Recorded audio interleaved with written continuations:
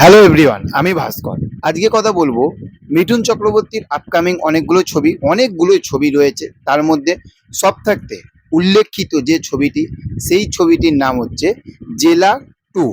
এবার আমি কিছুদিন আগে একটি ভিডিও করেছিলাম, আমি আপনাদেরকে বলেছিলাম যে সব থাকতে আগে ফৌজির থাকতেও যদি আগে কোনো ছবির মানে মহাগুরু এমজি মিঠুন চক্রবর্তীর কোনো ছবির যদি আপডেট আসে, সেইটা কিন্তু সব থাকতে আগে সেটা আসবে জেলার টু।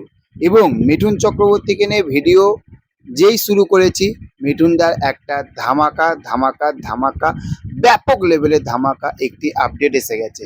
এবং সেই আপডেটটি ক্রেডিট দিতে চাইছি মিঠুন চক্রবর্তীর ডাইহার্ড ফ্যান আসাম থাকতে জয়দা। তো সেখান থেকে জয়দা আমাকে সে আপডেটটা পাঠিয়েছিল, ঠিক আছে। তো সেখান থেকে সে আপডেটটা হচ্ছে যে জেলা টু রিলিজ মুক্তি পেতে চলেছে এমন একটি ডেট তারা কিন্তু জানিয়ে দিয়েছে মেকার্সরা। সেইটা হচ্ছে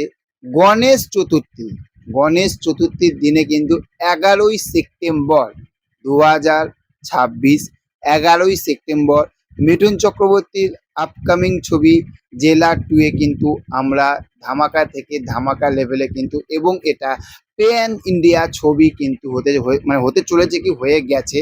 এবং সেটা প্যান ইন্ডিয়া মানে প্রত্যেকটা ভাষায়, আমি বাংলাতে না, প্রত্যেকটা ভাষায়, সেটা সাউথ ইন্ডিয়ান ভাষা, হিন্দি ভাষা, প্রত্যেকটা ভাষাতে কিন্তু জেলা টু মুক্তি পেতে চলেছে বিগ স্ক্রিনে। এবং সেখানে আমি আগেও বলেছি, এখনও বলছি, আবারও বলছি, মিঠুন চক্রবর্তীকে কিন্তু আমরা, মহাগুরুকে কিন্তু আমরা এখানে ভিলেনের রূপে দেখতে পেতে চলেছি। ভিলেনের রূপে কিন্তু আমরা দেখতে পেতে চলেছি মিঠুন চক্রবর্তী, মহাগুরু এমজে মিঠুন চক্রবর্তীকে। মানে দুই যুগলবন্দির কিন্তু একটা ধামাকা থেকে ধামাকা হতে চলেছে। তোমরা কতটা এক্সাইটেড জেলার টু নিয়ে সেটা কমেন্ট করে জানাও। দেখা হচ্ছে পরবর্তী ভিডিওতে।